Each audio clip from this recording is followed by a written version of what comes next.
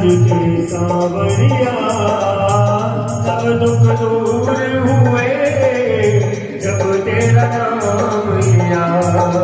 दुख दूर हुए जब तेरा नाम लिया।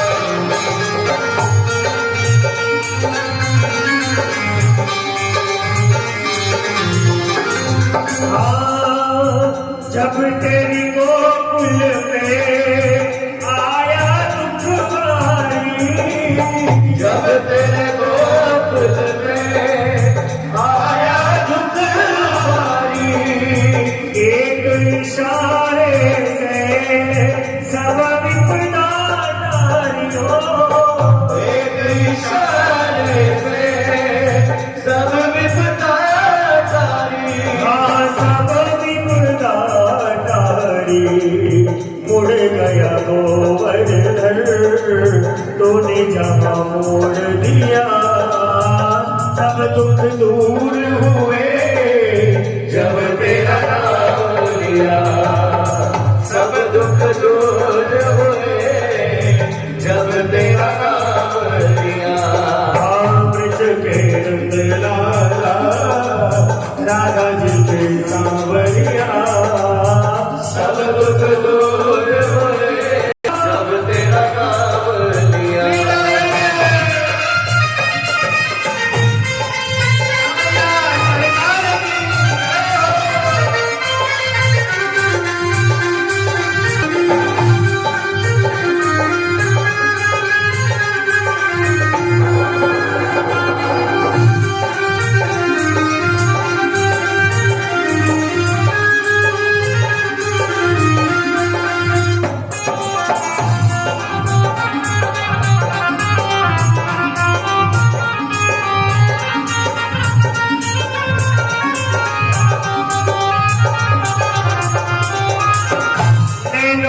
शाम बसे मन में बनवाई हो।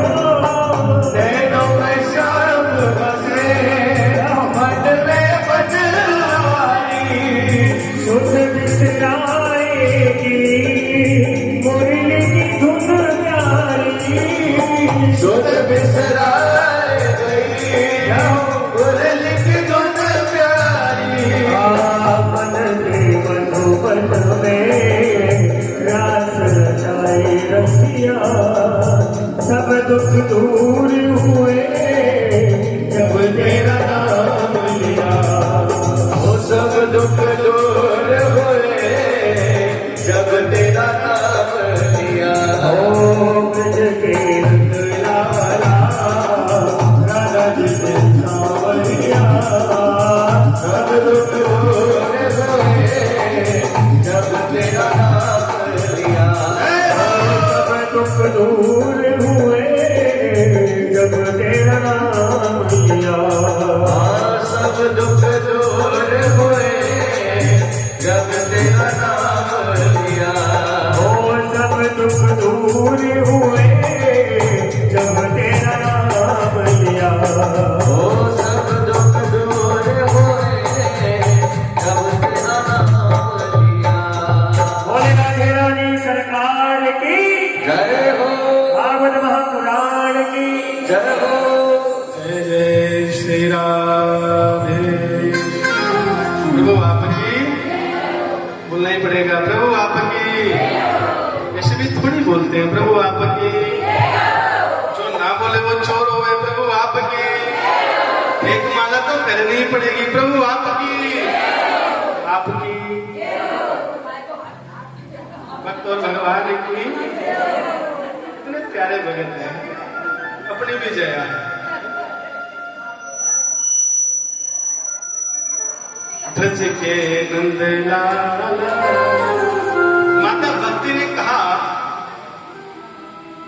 ब्रज के सांवरिया सब दुख दूर हुए जब तेरा नाम लिया। क्या क्या किया भगवान ने? जब मीरा को दुख दिया गया, माता भक्ति ने क्या कहा? जब मीरा ने तुझे पुकारा, जब मीरा के सामने जहर का प्याला ले जाया गया, लेकिन उस जहर के प्याले को देखकर मीरा ने कहा, सांवरे ए नंदलाल तू आ। उस समय उस जहर के प्याले को भी अमृत बना दिया। जब द्रौपदी संकट में घिर गई, जब दुशासन खींच रहा था, उसमें द्रौपदी ने अपने हाथ उठाए और कहा, है सांवरे अब तू ही रक्षक है। उसमें मेरे माधव ने, मेरे कन्हैया ने उस चीर को बढ़ाया। जब इंद्र ने ब्रज के ऊपर क्रोध किया, ब्रज में बरसात करी, जब ब्रज डूबने वाला था, ऐसी बरसात हुई, ब्रज के गोप वालों ने कहा, कन्हैया अब तू ही रक्षक है। उस समय भगवान कन्हैया ने गिरिराज को धारण कर दिया। तो माता भक्ति कहते हैं, नाथ मेरे भी दुखों को दूर करो। जब जब तुझको पुकारा गया, तूने दुख दूर किए, सब दुख दूर हुए जब तेरा नाम लिया। भक्ति सुतो तो वरुणो ग्रहित्वा प्रेम करूपा सहसा विरासित। श्री कृष्ण गोविंद हरे मुरारी नाथे नामा निमहुर्वदन्ते। श्री कृष्ण गोविंद हरे मुरारी हे नाथ नारायण वासुदेव। हे नाथ नारायण वासुदेव। माता भक्ति ताता थैया करके नाचने लगे। इस कथा का यह फल है कि ज्ञान वैराग्य की जागृति हो गई और माता भक्ति नाचने लगी। इसलिए सूत जी महाराज शौनक ऋषियों से कहते हैं, हे ऋषिवरों, जीवन में हमेशा कथा को सुनना चाहिए। क्या करो जीवन में? क्या करना? भगवान के नाम को, भगवान की कथा को सदा सुनना। सदा सेव्या श्रीमद् भागवती कथा यस्या श्रवण मात्रेण हरिश्चित्र समासये। सदा भगवान की कथा को सुनो, भगवान की कथा को श्रवण करो। भगवान की कथा को सुनने से क्या मिलेगा? फल क्या है? तो कहा है हरिश्चेत समाश्रय, यानी अंत में भगवान हरि मिल जाएंगे। प्रभु आपकी इस कथा का यह फल है। भक्ति और मुक्ति प्रदा ये भागवती कथा है। भक्ति भी देती है और मुक्ति भी देती है। जीवन में भक्ति का प्रवेश भी कराते हैं। और जब जीव संसार से चला जाता है तब मुक्ति देती है। भक्ति और मुक्ति प्रदाय भागवती कथा मोक्ष दिलाने का कार्य करते हैं। जो भगवान में आसक्त करा दे, कथा को समझना, भागवती क्या है? जो भगवान में आसक्त करा दे या जो भगवान के नाम में आसक्त करा दे, उसी का नाम भागवत। प्रभु आपकी जो भक्ति की ओर जोड़ दे, जो भक्ति के राह पर लेकर चले, उसी का नाम भागवत। पर मोक्षदायिनी ये संसार के जीवों को भय मुक्त कराती है। कथा को समझना, इस संसार के जीव तीन ही कारणों से दुखी है। तीन ही कारण संसार के जीवों को दुखी करने के। कौन कौन से? कथा को समझना। या तो संसार का जीव शोक के कारण दुखी है। क्यों दुखी है? हम सब क्यों दुखी हैं? या तो संसार का जीव किसी शोक के कारण दुखी है, या किसी मोह के कारण दुखी है, या किसी भय के कारण दुखी है। प्रभु आपकी शोक मोह भयापह, या तो शोक है, या मोह है, या भय है। शोक किस बात का? संसार में जो चला गया उसका शोक। संसार के जीव दुखी क्यों है? जो चला गया उसका शोक। मेरे पिताजी चले गए, या मेरा धन चला गया, मेरा पैसा चला गया, मैं व्यापार में लूट गया, उसका शोक। तो संसार का जीव दुखी है। या मोह, दूसरा क्या बताया? मोह। मोह किसका? अपनों का, अपने रिश्तेदारों का, अपने पैसों का, अपने धन का मोह, अपने बच्चों का मोह। तो जिसको अधिक प्रेम करो वो चला गया तो उसका दुख। मैं जिससे अधिक प्रेम करता हूं वो मुझे छोड़कर ना चला जाए, उसके प्रति मोह। इसी कारण संसार का जीव दुखी है। मेरा पैसा मुझसे दूर ना चला जाए, मेरा कुछ पैसा मुझसे छीन ना जाए, इसका मोह है। जो चला गया उसका शोक, यानी भूतकाल। और महाराज दूसरा है मोह, जो वर्तमान के समय में है। अभी आपके पास पैसा है, इसका चले जाने का मोह, इस पैसे से प्रेम करते उसका मोह, बच्चों से प्रेम करते उसका मोह, रिश्तेदारों से प्रेम करते उसका मोह। शोक, मोह और भय। तीसरा है भय। भय किसका? भय इस बात का कि भविष्य में क्या होगा। प्रभु आपकी भविष्य में मेरा क्या होगा? मेरे पास घर आएगा कि नहीं, मेरे पास गाड़ी आएगी कि नहीं, बंगला होगा कि नहीं, मैं अच्छी शिक्षा बच्चों को ग्रहण करा पाऊंगा या नहीं, मेरा क्या होगा? इस बात का भय। शोक भूतकाल का जो चला गया, मोह वर्तमान का जो भी चल रहा है, और भविष्य का भय। इन्हीं तीन कारणों से संसार का जीव दुखी है। ये भागवत क्या करते हैं? शोक, मोह, भयापह, ये सभी प्रकार के शोकों को, सभी प्रकार के मोह को और सभी प्रकार के भय का नाश करते हैं। प्रभु आपकी ये श्रीमद् भागवत महापुराण। इसलिए इस कथा को निरंतर सुनना चाहिए। सदा सेव्य श्रीमद् भागवती कथा, इस कथा को सदा सुनना चाहिए। आगे एक बड़ी प्यारी कथा।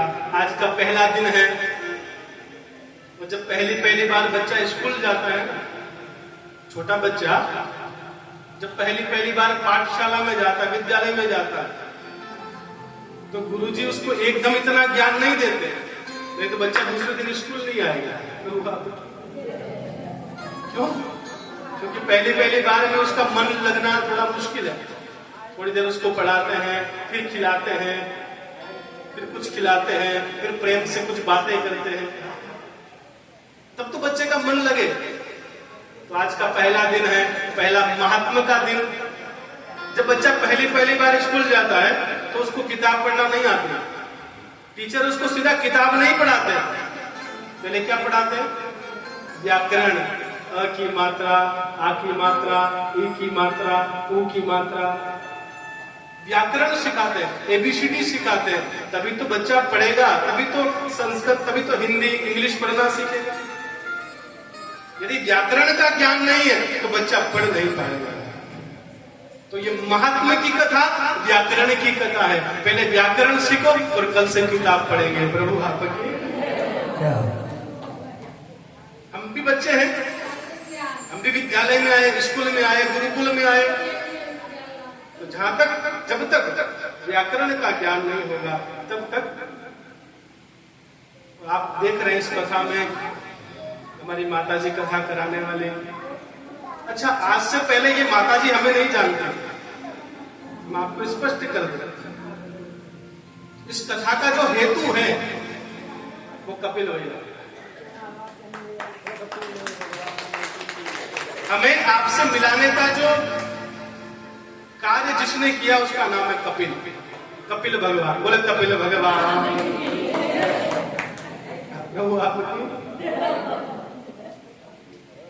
कपिल भैया हमारी कथा में पेट बजाने का काम करते हैं।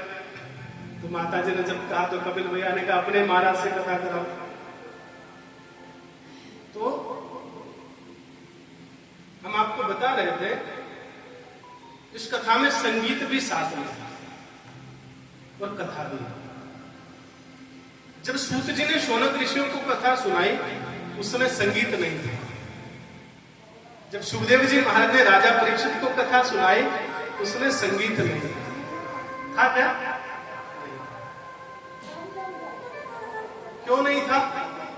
क्योंकि उस समय जो श्रोता था, जो सुनने वाला था, वो तन्मयता से सुनता था, उसका मन भटकता नहीं था, वो तत्पर होकर भगवान की शरण में जाकर कथा सुनी। इसलिए उसे संगीत की आवश्यकता नहीं है, उसको सिर्फ कथा चाहिए, कथा का अमृत चाहिए। लेकिन इस कलिकाल में कलयुग के लोगों, जो कलयुग के लोग हैं, ये सिर्फ कथा ही नहीं सुनते, इनको संगीत भी चाहिए। प्रभु आपकी क्यों? क्योंकि घर से खूब खाकर आते हैं, फिर कथा में नींद आती है। जब कथा में नींद आती है तो फिर, क्योंकि कथा सुनना इतना सरल तो है नहीं, सहज तो है नहीं, तो भी क्या करें? तो इसमें संगीत को जोड़ दिया गया। हम ये नहीं कह रहे कि संगीत बुरा है, संगीत के जैसा तो कोई है ही नहीं है। संगीत तो भगवान से मिला देता है। लेकिन इस कथा को समझना, हम कहना क्या चाहते हैं। ये भागवत की जो कथा है, ये भगवान की जो कथा है, ये औषधि है। क्या है? औषधि। और संगीत क्या है? शहद। पुराने समय में जो वेद हुआ करते थे, यदि कोई आदमी बीमार हो जाता, रोगी रोग से ग्रसित हो जाता, तो पुराने वैद्य क्या करते थे? दवाई देते थे, आयुर्वेदिक दवाइयां, जो वनस्पति, जो प्रकृति की जो दवाइयां हैं। अब प्रकृति से जो मिलती थी वो बहुत कड़वी होती, बहुत कड़वी, उसको खाना मुश्किल था। तो क्या करें? यदि वैद्य किसी को वो दवाई देगा तो व्यक्ति नहीं पिएगा, क्योंकि बहुत कड़वी है, और नहीं पिएगा तो मर जाएगा। तो क्या करें? वैद्य ने एक उपाय निकाला। वैद्य ने कहा, मन में सोचा कि ऐसा करूं, इस दवाई के साथ साथ में शहद मिला दिया। अब शहद नुकसान तो करेगी नहीं, शहद नुकसान नहीं करेगा। दवाई के साथ शहद मिला दूंगा तो जो रोगी है वो दवाई पी लेंगे, उसको कड़वी भी नहीं लगेगी। और जब रोगी के पेट में वो दवाई जाएगी तो उसके रोग को ठीक कर देगी। अब शहद का कोई साइड इफेक्ट नहीं है, शहद नुकसान नहीं करेगी, लेकिन दवाई अपना प्रभाव दिखाएगी, दवाई से रोगी ठीक हो जाएगा। वैसे ही ये कथा है। इस भागवत रूपी कथा से आप जानना कि ये कथा औषधि है, इतनी आसानी से अपने भीतर नहीं उतरेगी, क्योंकि जीव में इतनी सामर्थ्यता नहीं है। इसको भीतर उतारने के लिए शहद रूपी संगीत की आवश्यकता पड़ेगी। प्रभु आपकी संगीत के साथ नाचते, झूमते, आनंद करते लोग कथा भी सुन लेंगे और संगीत भी सुनकर आनंद लेंगे। प्रभु आपकी। तो आइए, कौन कौन भगवान के भजन पर नाचेगा, कौन कौन झूमेगा? प्रभु आपकी। तो आइए, बड़ा प्यारा सुंदर भजन, छोटा सा 2 अंतरे का भजन संगीत के साथ भगवान को रिझाते हैं। फिर कथा में अंतिम यात्रा में अंतिम सत्र में प्रवेश करें। मीठे मीठे मारा सांवरा की बंसी बाजे हो, प्यारी बंसी बाजे होकर शाम की दीवानी राधा रानी नाचे। मीठी मीठी मारा सांवरा की मुरली बाजे, प्यारी बंसी बाजे होकर शाम की दीवानी राधा रानी नाचे। ओ मीठी मीठी मारा सांवरा की बंसी बाजे, ओ प्यारी बंसी बाजे होकर शाम की दीवानी राधा रानी नाचे। होकर शाम की दीवानी राधा रानी नाचे। राधे रानी सरकार की जय हो।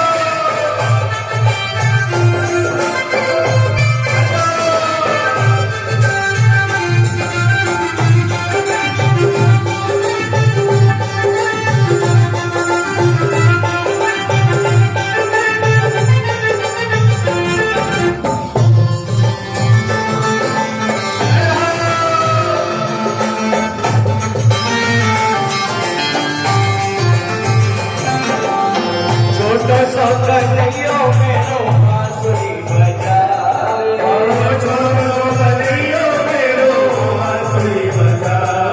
अरे छोटो सो कन्हैया मेरो बांसुरी बजाओ। छोटो सो कन्हैया मेरो बांसुरी बजाओ। ओ यमुना किनारे तो रास रचावे, यमुना किनारे तो रास नचावे। राधे जी की मैया, राधे जी की मैया बन गाए,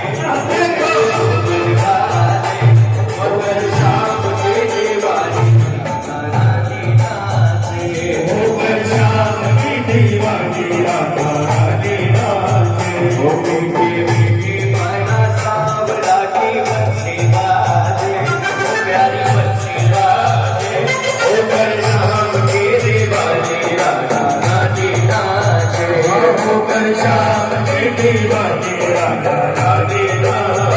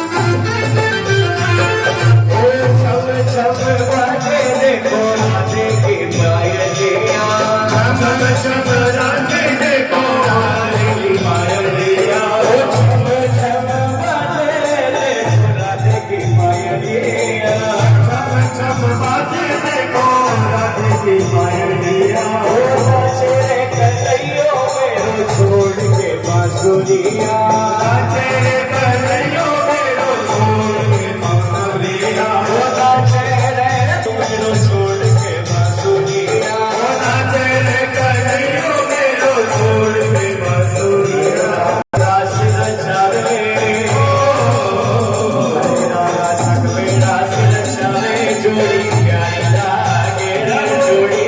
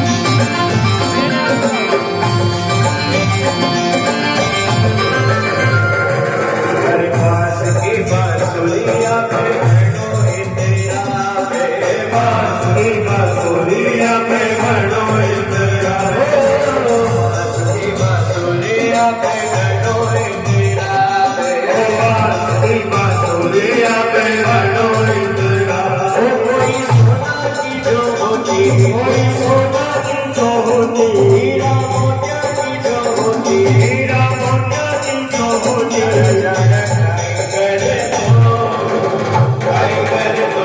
दो बांसुरी बांसुरिया में घड़ोली बजावे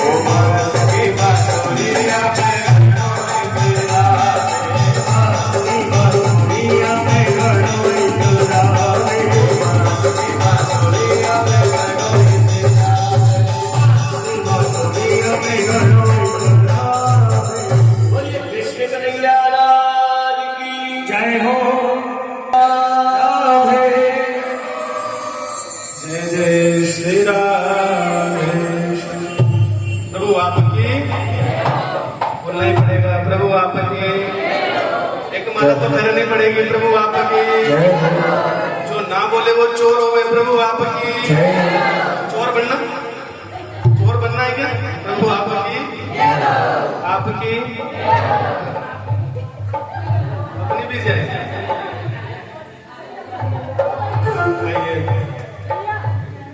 आज की कथा के शब्द को बड़े भाव से प्रारंभ करें। बड़ा सुंदर रहा, बड़ा आनंद सत्य। देखो आज का पहला दिन है, लेकिन आनंद आया। पहले दिन की जो कथा है ना, वो व्याकरण की कथा है। और जब बच्चा व्याकरण सीखता है वो बड़ा बोर हो जाता है, क्योंकि व्याकरण इतनी जल्दी समझ में नहीं आते। लेकिन बड़ी सुंदर कथा है। तो देखिए, बातें न करें, शांति बनाए रखें। 10 मिनट और कथा को हम सुनेंगे। अंतिम विश्राम की कथा। शुद्ध जी महाराज कहते हैं, ऋषिवरों, इस संसार में, इस कलिकाल में कथा से बढ़कर दूसरा कोई नहीं है। कथा व्यथा को मिटाने का काम करती है। कथा क्या करती है? संसार की व्यथाओं का शमन करती है। कथा व्यथा को मिटाती है। व्यथा व्यथा को बढ़ाती है और कथा व्यथा को मिटाती है। आप किसी को अपना दुख सुनाओ, किसी को बैठकर आप अपना दुखड़ा सुनाओ,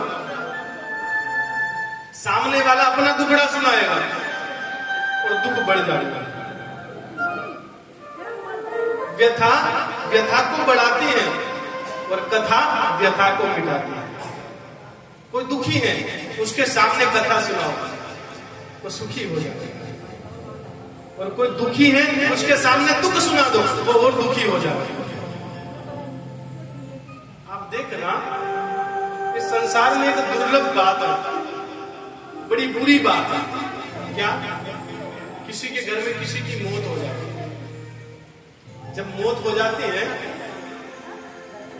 तो लोग बैठने आते हैं ना? 12 दिन तक लोग आते हैं, अपने परिचित लोग आते हैं। आते ही पूछते कैसे हुआ, क्या हुआ। अब जो वहां बैठा रहता है ना, वो 12 दिन तक एक ही कहानी गाता है। क्या हुआ? हम बैठे थे, वो चाय पीने अंदर गए और वहीं रह गए, या वो वहां गए थे और वहीं रह गए। 12 दिन तक एक ही कहानी सुनाता, एक ही टुकड़ा सुनाता। और उस दुखड़े को सुनाते सुनाते वो दुखी हो जाता है। कथा को समझना, मेरे कहने की अर्थ को समझना। यदि तुम किसी के घर बैठने जाओ, मैं ये नहीं कहता कि मत पूछना, लेकिन आपको पता चल जाए तो दोबारा मत पूछना प्रभु आपन जी क्या हुआ, कैसे हुआ। उस जगह जब तुम उनके घर बैठने जाओ तो वहां जाकर भगवान का नाम कहना, मरने वाले को भी शांति मिलेगी। एक यदि किसी के घर में बच्चा हुआ, उस बच्चे को जब तुम उठाते हो पहली बार या तुम्हारी गोद में दिया जाए तो उस समय उल्लू उल्लू मत करना, उस समय भगवान का नाम लो। अपने मुख से पहली बार यदि किसी बच्चे को तुमने हाथ में लिया तो उस समय हरि बोल, राधे कृष्णा ऐसे शब्द कहना, ताकि उस बच्चे के कान में भगवान का नाम जाए। इस उल्लू उल्लू से काम चलने वाला नहीं, इससे कल्याण भी नहीं होगा। एक कथा सिखाती है कि संसार में भगवान की कथा से बढ़कर दूसरा कोई नहीं है। कथा व्यथाओं को समाप्त करती है, व्यथाओं को मिटाती है। बड़ी प्यारी कथा है। सूत जी कह रहे हैं, शौनक ऋषि से, हे ऋषिवर हो, एक तुंगभद्रा नदी के किनारे एक ब्राह्मण देवता रहता है। तुंगभद्रा नदी के किनारे एक संत स्वरूप में एक ब्राह्मण रहते हैं। कथा को बड़ी गहराई से समझना। नदी कौन सी? तुंगभद्रा। तुंग का अर्थ होता अधिक और भद्रा का अर्थ होता कल्याण। जो अधिक कल्याण करने वाली नदी है उसका नाम है तुंगभद्रा। उस नदी के समीप में एक गांव है, उस गांव में एक ब्राह्मण देवता रहते हैं जिनका नाम है आत्मदेव। आत्मदेव किसे कहते हैं? जिसने अपने रोम रोम में, अपनी आत्मा में देवत्व को रमण कर लिया, यानी जो पूर्ण रूपेण भगवान का हो गया। जिसने भगवान को ही अपना सर्वस्व मान लिया हो, उसका नाम है आत्मदेव। ये ब्राह्मण देवता एक नगर में रहते थे। ब्राह्मण का कार्य है ज्ञान लेना, ज्ञान देना, भिक्षा लेना, भिक्षा देना, दान देना, दान लेना, धर्म करना, धर्म करवाना, ये सारे ब्राह्मण के कर्म हैं। और इन सब में वेद विशारद, वेदों को जानने वाले इस संसार के भास्कर हैं, सूर्य। कथा कहते हैं इतने विद्वान ब्राह्मण हैं, उनके घर में उनकी एक पत्नी है जो बड़ी बुरी है। ब्राह्मण तो बड़े श्रेष्ठ हैं, बड़े अच्छे हैं, बड़े ज्ञानी हैं, प्रवीण हैं, विद्वान हैं, संत हैं, लेकिन उनकी जो स्त्री है, उनकी जो पत्नी है, अर्धांगिनी है, वो उसके विपरीत है। नाम है धुंधली। क्या नाम है? धुंधली। यथा नामो तथा गुणो, धुंधली। अब धुंधली किसे कहते हैं समझना। जब हम बूढ़े हो जाएं, आजकल तो बच्चों को भी लग रहा है चश्मा। चश्मा क्यों लगाते हैं?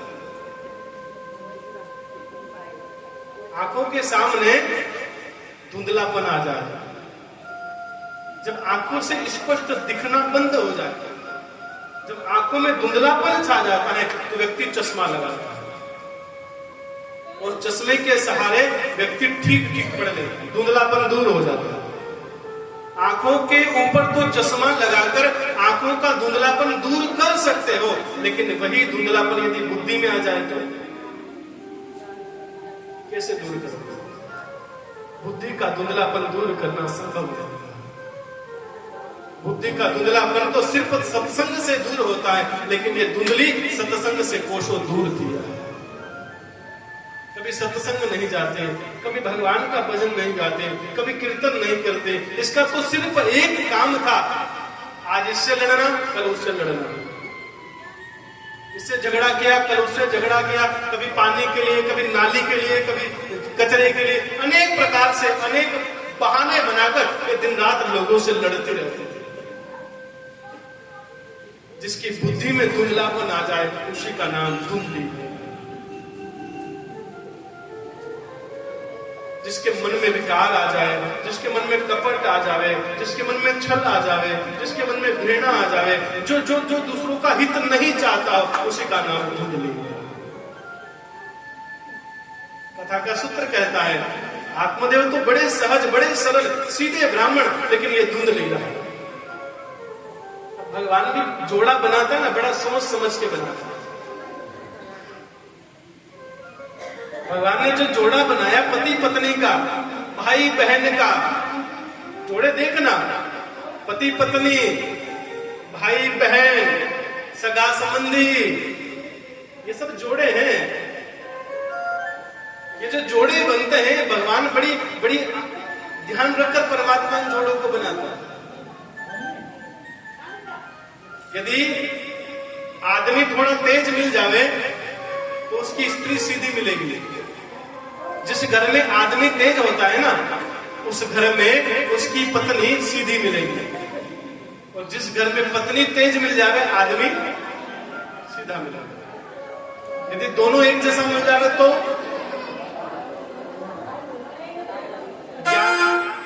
ज्ञानी से ज्ञानी मिले।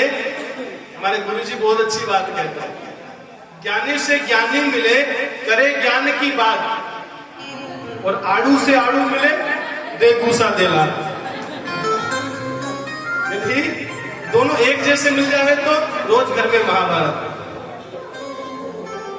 वो भी सुने नहीं ये भी नहीं सुने तो रोज लट्ठ। तो जीवन का एक सूत्र है।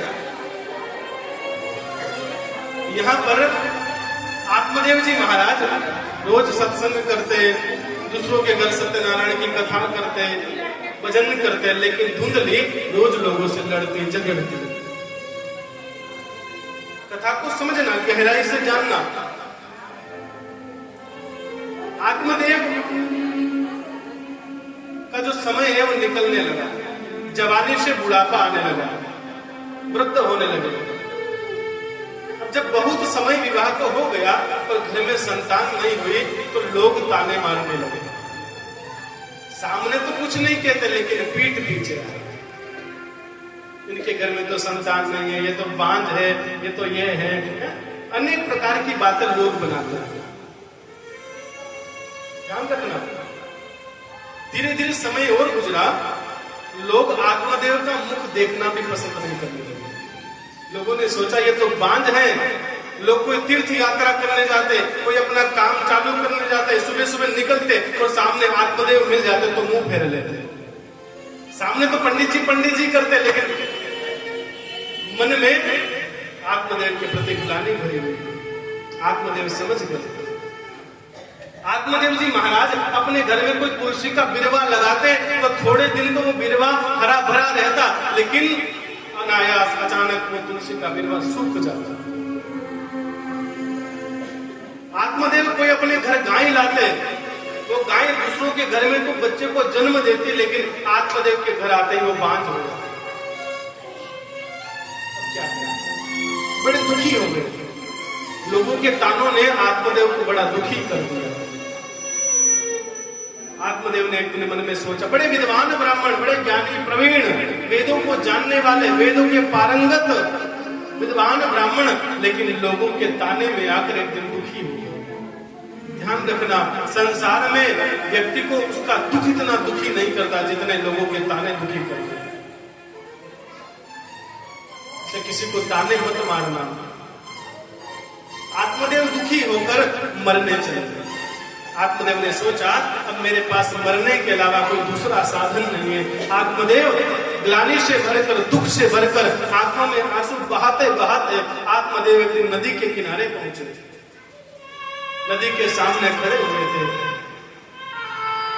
मन में सोच रहे हैं ऐसे संसार में रहकर भी क्या करूं। मेरे घर में कोई पुत्र नहीं है, संतान नहीं है, लोग मुझे ताने मारते हैं, मेरा जीना तो वैसे ही बेकार है, मुझे संसार में जीने का कोई अधिकार नहीं है, मैं मरने जाऊंगा। नदी में उतरने लगे, नदी में डूबने के लिए उतरने लगे। उसी समय एक महात्मा पहुंच गए। महात्मा ने देखा आत्मदेव नदी में डूब रहे हैं। महात्मा भागे भागे गए, आत्मदेव का हाथ पकड़ा, आत्मदेव को नदी से बाहर निकाला, कहा हे ब्राह्मण देव तुम क्यों मर रहे हो, मरने का कारण क्या है? आत्मदेव ने कहा हे महात्मा मुझे मरने दो, मुझे संसार में जीने का कोई अधिकार नहीं है, मेरे घर में संतान नहीं है। महात्मा ने कहा पागल आदमी, सिर्फ संतान के लिए मर रहा? आत्मदेव ने कहा तुम क्या जानो संतान के बारे में, तुम तो वैसे ही महात्मा हो। महात्मा ने कहा बात तो ठीक है, मुझे तो संतान से मोह नहीं है, लेकिन मैं तुझे भी सीख दे रहा हूं। तो अपने घर 5 पुत्र पैदा कर ले फिर भी सुखी नहीं होगा। जिसके घर में एक पुत्र नहीं वो भी सुखी नहीं है, तो जिसके घर में पुत्र 5 पुत्र हैं वो भी सुखी नहीं है। आत्मदेव ने कहा सुख कहां है? तो महात्मा ने कहा संन्यासे सर्वदा सुखम, संन्यास में ही सुख है। प्रभु आपकी। आत्मदेव ने कहा तुम सन्यासी तो सबको सन्यासी बनाओगे क्या? भाई गृहस्थ के घर में तो पुत्र होना चाहिए। बोले पुत्र क्या करेगा? बोले जब मैं मर जाऊंगा तो मेरा पिंडदान करेगा, मेरा तर्पण करेगा। सन्यासी ने कहा, महात्मा ने कहा क्या गारंटी है कि तुम्हारे मरने के बाद तुम्हारा पुत्र तुम्हारा पिंडदान करेगा? क्या गारंटी है? कोई गारंटी है? नहीं। यदि पुत्र अच्छा मिल गया तो तुम्हारा पिंडदान भी करेगा, तुम्हारा अंत्येष्टि कर्म, श्राद्ध कर्म सब करेगा। लेकिन पुत्र नालायक मिल गया तो फेंकाएगा नाले में, गंगा जी भी नहीं ले जाएगा, पास में नाला बह रहा उसको फेंक देगा। अभी के समय में एक कुरीति चली है, अभी वर्तमान समय में हमारे समाज में एक कुरीति चल गई। पहले तो रीति चलती थी, अब कुरीति चली है। क्या आज के समय में क्या हो रहा है कि 12 दिन का काम 3 दिन में हो रहा है ना? ये कुरीति है, ये रीति नहीं है। ये आर्य समाजी लोग जो है ना, इन्होंने कुरीति चला दी। ये सही नहीं है। वेद के अनुसार, शास्त्रों के अनुसार, धर्म के अनुसार ये सही नहीं है। जिन माता पिता ने तुम्हें 9 महीने पेट में पाला है, उनके लिए तुम 12 दिन नहीं निकाल सकते? 3 दिन में निपटा रहे हो, बस निपटाना, बस काम निपटाना है। ये संसार का समाज है। तो महात्मा ने यही बात कही है कि क्या भरोसा कि तुम्हारे औलाद तुम्हारे घर में तुम्हारा पिंडदान करेगी, तुम्हारे लिए तर्पण करेगी, तुम्हारे लिए गया श्राद्ध करेगी? क्या भरोसा? तो आत्मदेव ने महाराज के सामने हाथ जोड़े, कहा महाराज उसका तो भरोसा नहीं है, लेकिन संसार को दिखाने के लिए एक पुत्र तो चाहिए, क्योंकि ये संसार बिना पुत्र के जीने नहीं देगा। बांझ बांझ कहकर मेरे कान सुनते सुनते पक गए। लोग मुझे बांझ कहते हैं, मेरा मुख देखना पसंद नहीं करते। हे महात्मन, संसार में रहना है तो संसार में एक पुत्र तो होना चाहिए, संतान तो होना चाहिए। अब महात्मा ने कहा भाई ठीक है, तू इतनी जिद करता है तो मैं देखता हूं कि तुम्हारे भाग्य में संतान है कि नहीं। महात्मा ने आंखें बंद करी, आंखों को बंद करके देखा तो क्या देखा? आत्मदेव से कहा है महात्मन, तेरे भाग्य में तो इस जन्म की छोड़ 7 जन्म में भी संतान नहीं है। अब आत्मदेव ने कहा मैं तो इस जन्म के लिए मर रहा था, 7 जन्म में संतान नहीं है तो जीकर क्या करूंगा? अभी मरूं। हाथ छुड़ाकर भागे, नदी में मरने चले, डूबने चले। महात्मा फिर पीछे पीछे भागे और फिर हाथ पकड़े, फिर बाहर निकालने लगा। महात्मा ने सोचा ये तो मर जाएगा, लेकिन मेरे सामने मरेगा तो इसका पाप भी मुझे लगेगा, मैं इसको बचाऊंगा नहीं। यदि मेरे सामने मर गया तो उसका दोष मुझे लगेगा, मुझे इसे बचाना तो पड़ेगा। महात्मा ने कहा भाई ब्राह्मण मत मर, संसार के लिए मरना ठीक नहीं है। आत्मदेव तुम माने नहीं, और जो किसी की नहीं माने तो फिर क्या करें?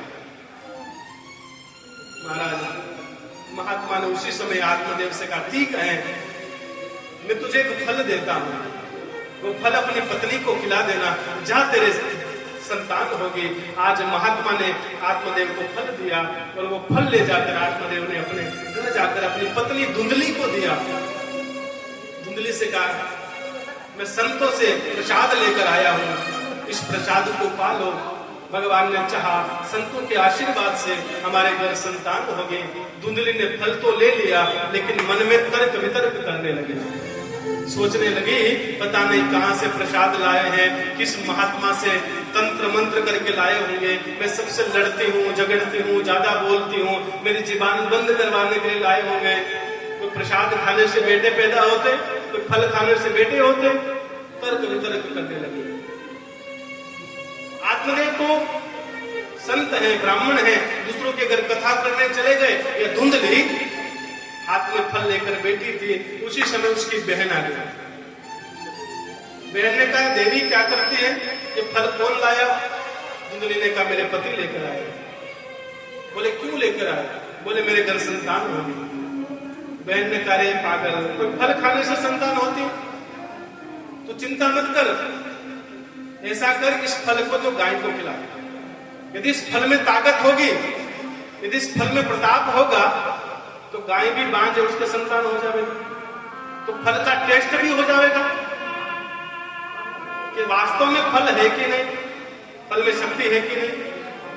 उसने कहा ठीक है, पर मेरे संतान कैसे होंगे?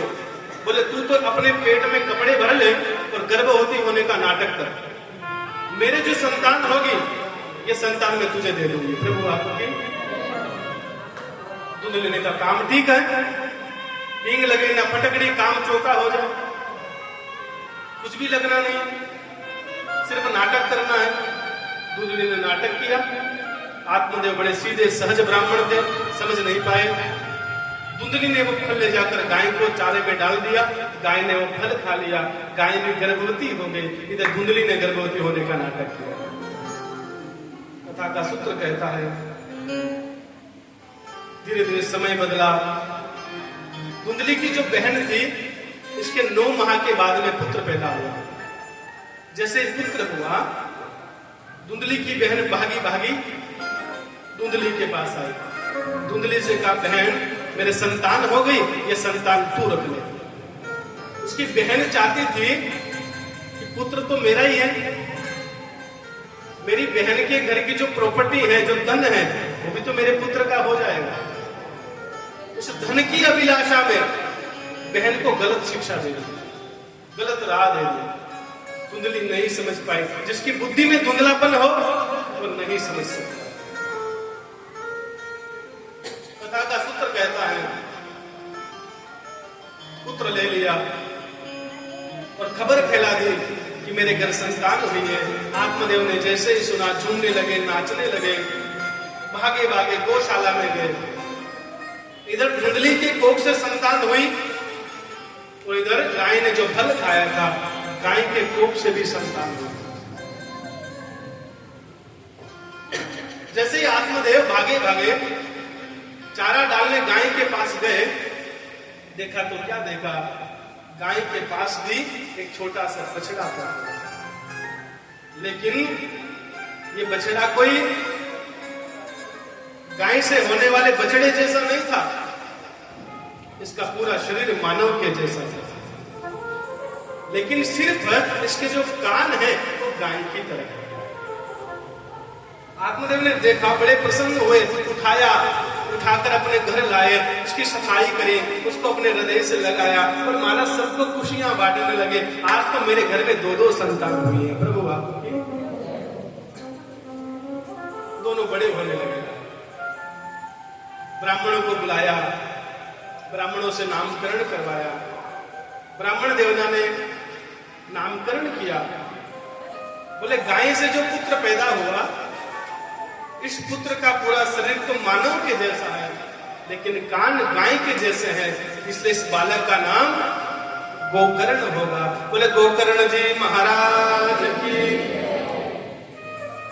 गोकर्ण का नामकरण हुआ। अब धुंधली के बच्चे का नामकरण हुआ। जैसे ही ब्राह्मण देवता ने अपना पंचांग खोला, धुंधली बोल पड़ी, अरे ब्राह्मण देवता रुको, आप मेरे बेटे का नामकरण नहीं कर सकते। ब्राह्मण ने कहा क्यों? बोले 9 महीने पेट में मैंने पाला, 9 महीने दुख मैंने देखा, भूखी प्यासी मैं रही, परेशान मैं हुई, पुत्र मैंने पैदा किया और नाम तुम रखो। ये कहां का न्याय है? पुत्र मेरा तो नाम भी मैं रखूंगी। और ऐसा नहीं, राशि के ऊपर नहीं, नक्षत्र के ऊपर नहीं, संसार में जब मेरा बेटा रहेगा, जब तक मेरा नाम जीवित रहना चाहिए, मेरे नाम के साथ मेरे बेटे का नाम जुड़ना चाहिए। आत्मदेव ने कहा तुम क्या नाम रखना चाहते हो? धुंधली ने कहा मेरा नाम धुंधली, मेरे बेटे का नाम धुंधकारी। प्रभु माँ का नाम धुंधली, बेटे का नाम धुंधकारी। नाम रख दिया गया। यथा नामो तथा गुणो, समय धीरे धीरे परिवर्तन हुआ। गोकर्णो पंडितो ज्ञानी धुंधकारी महाखल। गोकर्ण जी महाराज जो गाय से पैदा हुए, ये तो बड़े ज्ञानी पिता के साथ रहते, ज्ञानी बन गए, लेकिन धुंधली के साथ धुंधकारी रहता, भिखारी बन गया, महाखल बन गया। मैं कथा में हमेशा एक बात कहा करता हूं, संगति का बहुत असर पड़ता है।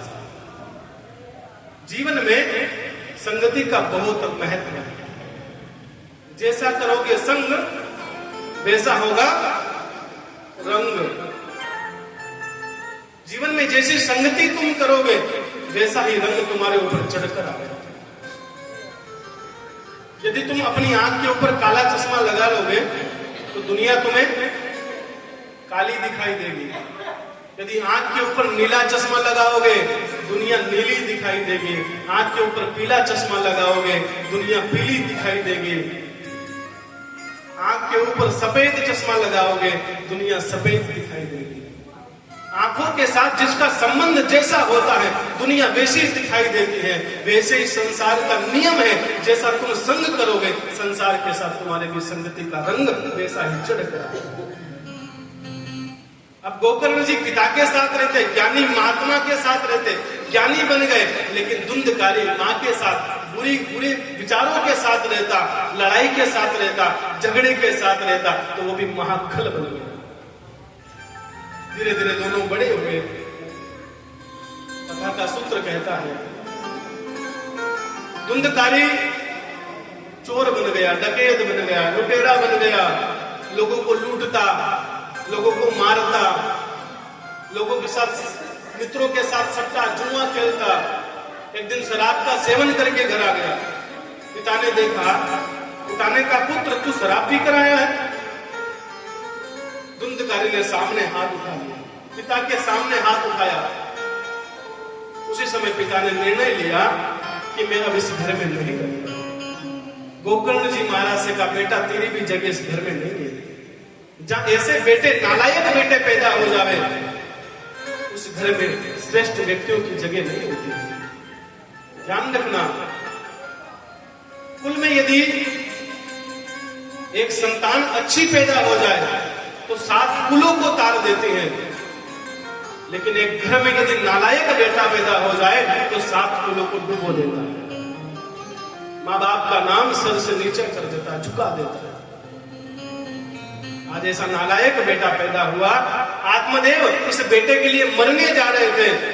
आत्मदेव को आज ग्लानि हुई, जिस बेटे के लिए मरने जा रहा था उसने मुझे जीते जी मार दिया। ऐसा बेटा तो ना हो तब ही अच्छा है। जननी जने तो ऐसो जन, यदि जनना है तो ऐसा जनना जो शूर हो, जो शूरवीर हो, जो राष्ट्र की, जो देश की रक्षा करे। ना तो रीजे बांझ, मत गवाजे नूर, या तो फिर बांझ ही रहना ठीक है। शास्त्र कहता है आज आत्मदेव बड़े ग्लानि से, बड़े दुख से भरकर रोने लगे और महाराज घर को छोड़कर चले गए, जंगल चले गए। आज गोकर्ण जी महाराज ने जब पिता चले गए तो गोकर्ण ने कहा मैं भी चला गुरुकुल, और गोकर्ण जी भी गुरुकुल चले गए। घर में कौन रह गया? धुंधकारी और धुंधली। अब धुंधकारी रोज शराब पी कर आता, जुआ खेलता, पैसे की जरूरत पड़ती, पैसों की आवश्यकता पड़ती। धुंधकारी रोज माँ से कहता, माँ पैसे दे, माँ धन दे, माँ पैसे दे, धन दे।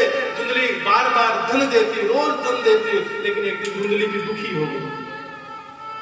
धुंधली ने कहा, कहां से लाऊं धन, कहां से दूं पैसे, तू बड़ा नालायक हो गया, आज मैं तुझे छोड़ूंगी नहीं, आज मैं तुझे मारूंगी। और जैसे धुंधली मारने चली, धुंधकारी ने मां का भी हाथ पकड़ लिया। आज धुंधली की बुद्धि ठीक हुई। जब तक जीवन में ठोकर ना लगे तब तक जीव सुधरता नहीं। ठोकर का लगना भी बड़ा आवश्यक है। जीवन में जब तक ठोकर ना लगेगी तब तक तुम्हें सही राह से मार्ग दिखाई नहीं देगा। भिखारी धुंधली ने आज मन में सोचा, मेरे पति ठीक कहते थे, मैंने अपने पुत्र को बिगाड़ कर रख दिया, इसका परिणाम मुझे ही भोगना पड़ेगा। यदि बेटा पहली बार गलती करता, उसी समय में थप्पड़ मार देती, तो आज ये बड़ी गलती नहीं करता। छोटा बच्चा यदि कोई गलती कर दे, पहली बार कोई पैसे चुरा ले या कोई झूठ बोल जावे, कोई गलती कर जावे, उस समय माता पिता पक्ष ना लेकर यदि उस बेटे के थप्पड़ मार दे या उसे डांट दे, तो बेटा जीवन में कभी दोबारा गलती नहीं करेगा। और उसका यदि पक्ष ले लिया तो बड़ी गलती करेगा। धुंधकारी ने भी यही किया। माँ को बड़ा दुख हुआ। धुंधली सोचने लगी, अब मैं क्या करूं, अब कहां जाऊं, मेरे पति तो चले गए, मेरा बेटा भी चला गया, गोकर्ण भी चला गया, अब मैं कहां रहूं, ये पुत्र तो बड़ा नालायक हो गया, घर उजड़ गया। ध्यान रखना, जिस घर में तुलसी के बिरवे लगते थे, जिस घर में वेद शास्त्रों का पारायण होता था, जिस घर में स्वस्ति वाचन मंगलाचरण होते थे, आज उस घर में दुर्विचार चल रहा है, दुर्व्यसन चल रहा है, दुर्संग चल रहा है। धुंधली दुखी होकर रात के समय घर से बाहर निकली। रात के अंधेरे में दिखाई नहीं दिया, एक अंधेरा कुआं था, उसमें गिरकर मर गए। बचा सिर्फ धुंधकारी। पूरा कुल, पूरा खानदान उजड़ गया। धुंधकारी ने सोचा, अब क्या करूं, मैं तो अकेला हूं, अब मुझे कहने सुनने वाला कोई नहीं है। एक दिन रास्ते में चलते चलते उसने वेश्याओं को देखा जो पर पुरुषों से संग कर रहे थे। मन ने सोचा, मैं भी वेश्याओं को लेकर अपने घर आऊंगा। आंखों ने बुरा देखा, मन के अंदर उतर गया। सोचा मैं भी करूं, उन्हीं वेश्याओं के पास गया, पैसे दिए, चलो मेरे साथ। 5 वेश्याओं को अपने घर लेकर आ गया। कोई कहने सुनने वाला नहीं, वेश्याओं के साथ रहता। ये वेश्याएं सिर्फ धन के लोभी के कारण, धन के कारण साथ में आ गई। रोज धुंधकारी से कहती, धन लाओ, पैसे लाओ। धुंधकारी चोरी करता, डकैती करता, डाका डालता, लेकिन वेश्याओं का पेट नहीं भरा। बोले, इस धन से कुछ नहीं होने वाला, बड़ी रकम लेकर आओ, नहीं तो छोड़कर चली जाएंगी।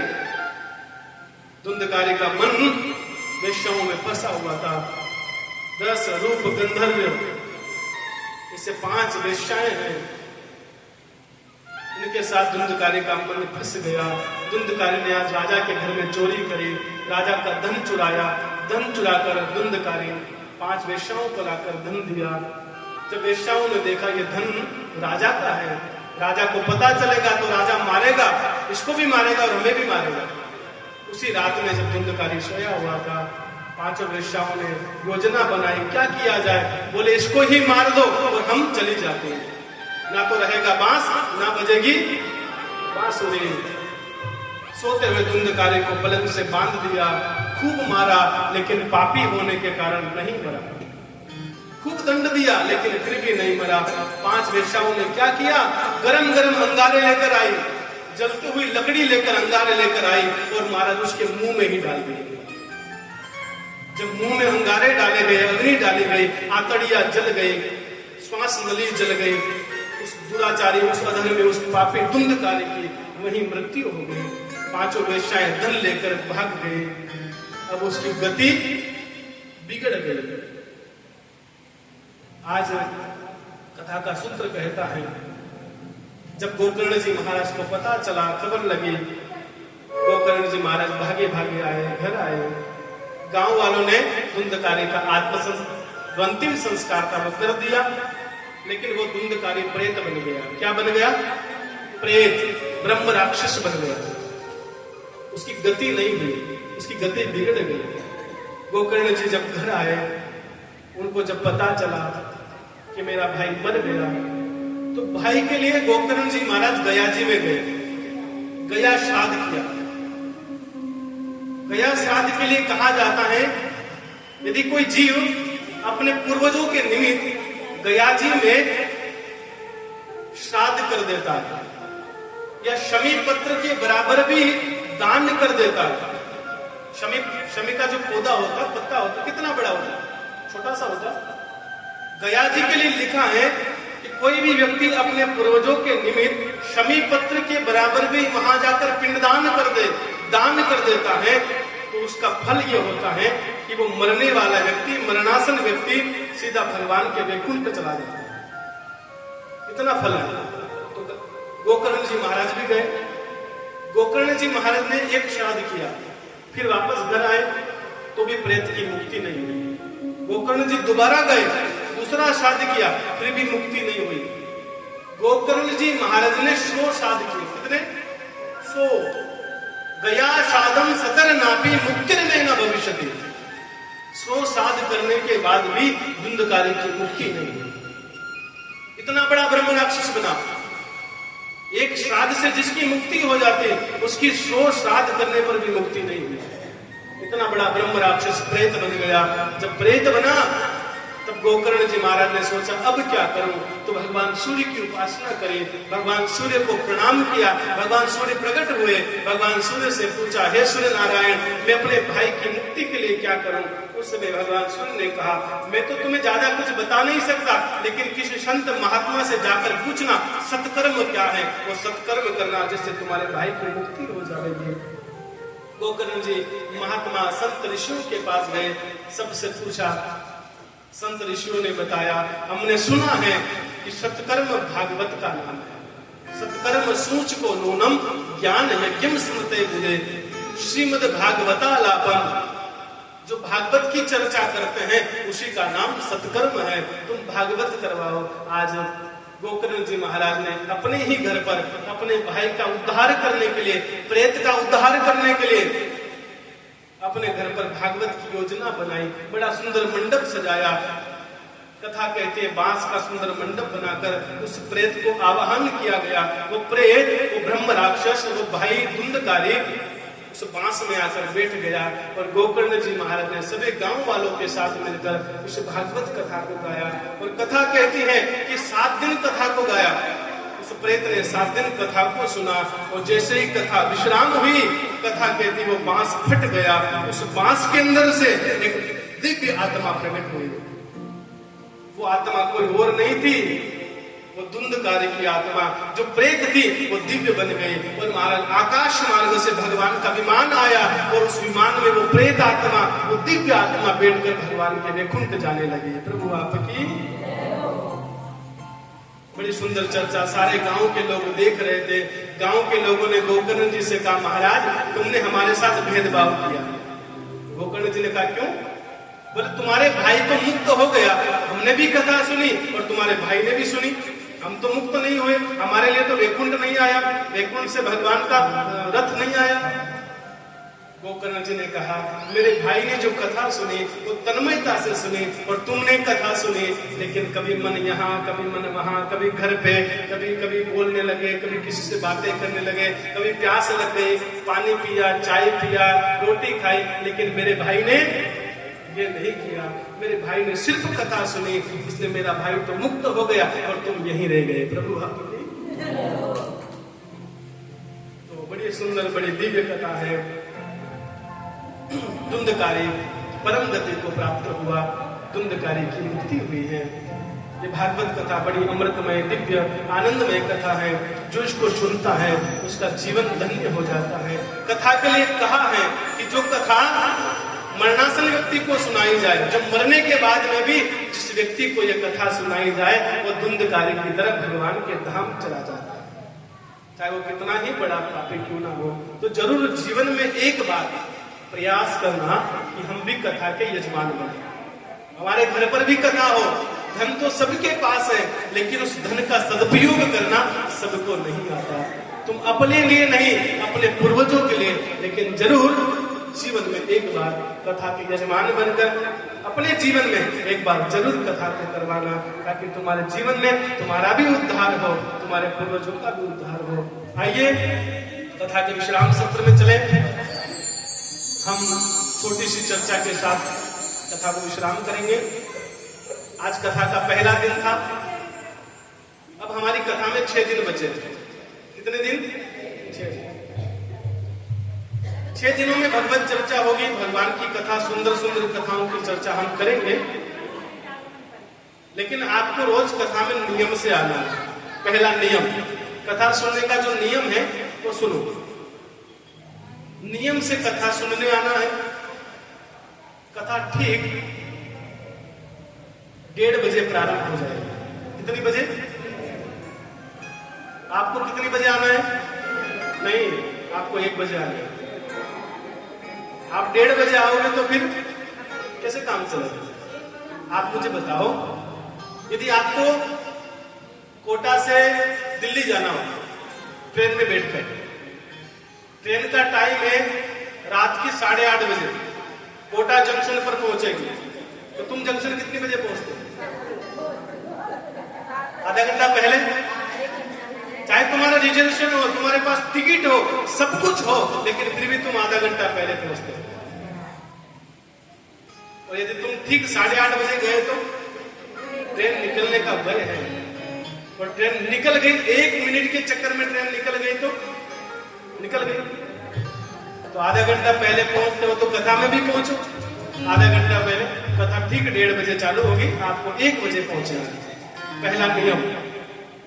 दूसरा नियम है कि कथा को सावधानी से सुनना है, बड़ी सावधानी से। जब भजन चले तब खूब सावधानी से नाचो, वो भी सावधानी से।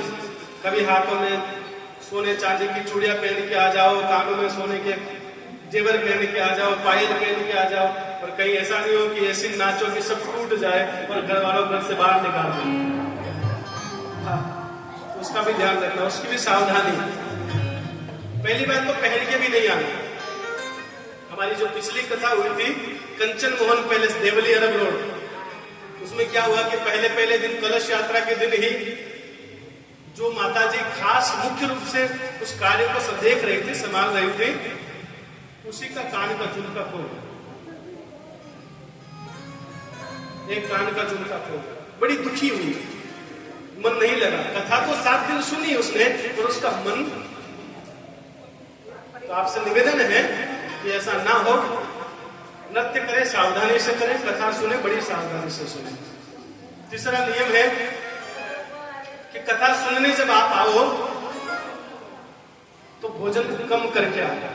पहली बात तो यह कि भोजन नहीं करना होता। कथा सुनने वाले को और कथा कहने वाले को भोजन, माताजी ने सुबह खूब कहा पंडित जी भोजन कर लो, मैंने नहीं किया। मैंने कहा मैं भोजन कथा के बाद अभी करता ही नहीं, क्योंकि विकार आएंगे। उन विकारों से कथा का जो स्वाद है वो नहीं ले पाएंगे, नींद आएगी। तो पहली बात तो भोजन नहीं लेना, लेकिन यदि तुमसे भूखा ना रहा जाए तो खाना, लेकिन उतना खाना जिससे तुम्हें नींद ना आए। प्रभु आपकी। तीसरा नियम, मन को स्वच्छ रखे, मन के विकारों को मिटाकर, चाहे तुम कितने ही बड़े ज्ञानी हो, लेकिन अपने पात्र को खाली लेकर आना। यदि तुम अपने मन को भरकर आओगे तो कथा से कुछ ले जा नहीं पाओगे। इसलिए घर से जब भी आओ अपने मन रूपी पात्र को खाली करके आना, और यहां से ज्ञान रूपी कथा को भरकर जाना। 5वां नियम, जब भी घर से आओ कुछ, क्योंकि शास्त्रों ने कहा है कि भगवान के मंदिर जाओ, मित्र के घर जाओ, ब्राह्मण के द्वार जाओ, तो साथ में कुछ ले जाओ। या तो फल ले जाओ, या दक्षिणा ले जाओ, या अन्न ले जाओ, या नारियल ले जाओ, कुछ भी।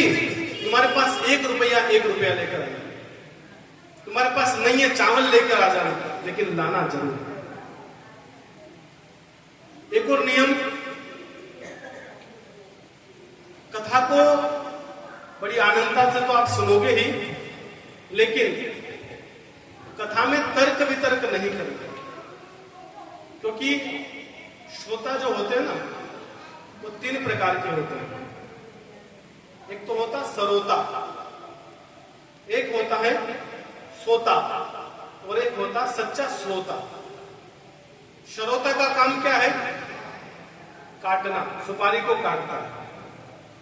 तो वैसा नहीं बनना, कथा में आओ, ध्यान कथा में नहीं है, बोले पांडाल छोटा है, बोले जगह छोटी है, या महाराज ठीक नहीं है, या महाराज की शक्ल ठीक होना, कुछ भी तर्क वितर्क। तो इन तर्क वितर्कों से दूर रहना, श्रोता नहीं बनना, सरोता नहीं बनना। दूसरा है सोता, घर से आओ और यहां आकर सो जाओ, ऐसा भी मत करना। तुम्हें तीसरा वाला बनना है, सच्चा श्रोता, जो कथा बड़े प्रेम से आप सुन सको। तो ये कुछ नियम है। कुछ खास नियम वो ये है कि जो कथा सुनता है या जो कथा सुनाता है, उसके लिए नियम बताए हैं कि पहला धरती पर शयन करे, पत्तल में खाए, शुद्ध सात्विक भोजन करे, धरती पर सोए, ब्रह्मचर्य व्रत का पालन करे। तो इन सब नियमों का पालन हम तो करेंगे ही, साथ में तुमको भी करना है। प्रभु आपकी, तभी इस कथा का फल मिलेगा। तो इन नियमों को लेकर गाली गलौच ना करें, मुंह के शब्दों से 7 दिन जब आप कथा सुन रहे हो तो कोई गाली गलौच ना निकले, किसी का बुरा ना करो, किसी के लिए बुरा ना बोलो, किसी का दिल मत दुखाना, ये सारे नियम हैं। तो इन नियमों को लेकर आइए, आज की कथा के विश्राम सत्र को विश्राम करते हुए भगवान के हरिनाम संकीर्तन के साथ आइए कथा के अंतिम सत्र आरती की ओर चलते हैं। श्रीमन्नारायण नारायण हरे हरे, ओ श्रीमन्नारायण नारायण हरि हरि, श्रीमन्नारायण नारायण हरे हरे, ओ श्रीमन्नारायण नारायण हरि हरि, जय नारायण नारायण हरे हरे, जय नारायण नारायण हरि हरि, जय नारायण नारायण हरे हरे, ओ जय जय नारायण नारायण हरि हरि, श्रीमन्नारायण नारायण हरे हरे, ओ श्रीमन्नारायण नारायण हरि हरि, गौर गौर सार सारम उजगे नहारम, सावसंतम हृदयारविन्दे भवं भवानी सहितं नमामि,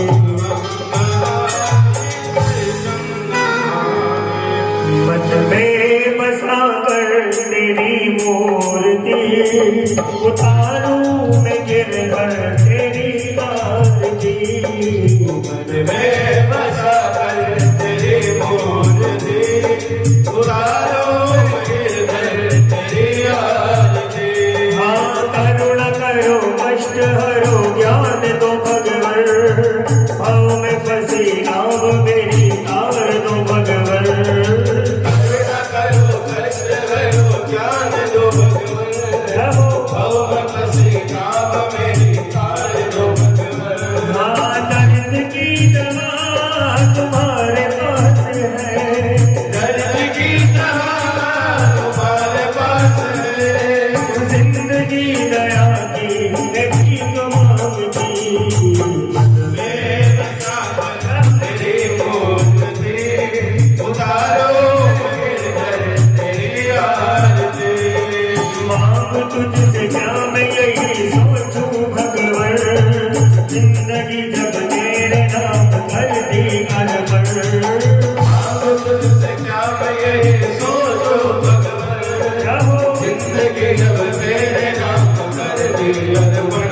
हाँ सब कुछ तेरा कुछ नहीं मेरा, सब कुछ तेरा कुछ नहीं मेरा, ओ चिंता है तुझे प्रभु संसार की, में बसा कर तेरी मूर्ति, उतारो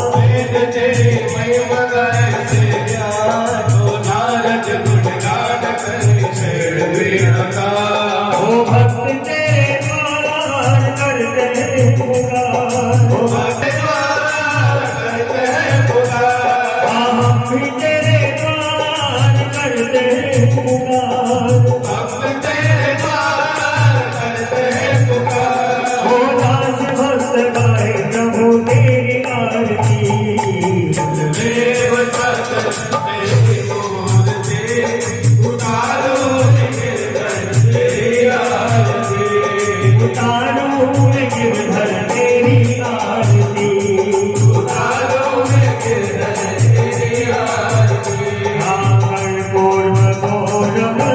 करुणावतारम संसार सारम भुज गिरधारम वसंत परिणयारविंदे भवानी सहितं नमामि त्वमेव माता च पिता त्वमेव त्वमेव बन्धु च सखा त्वमेव त्वमेव विद्या च धैर्यं त्वमेव त्वमेव सर्वं मम देव देव त्वमेव सर्वं मम देव देव त्वमेव सर्वं मम देव देव त्वमेव सर्वं मम देव देव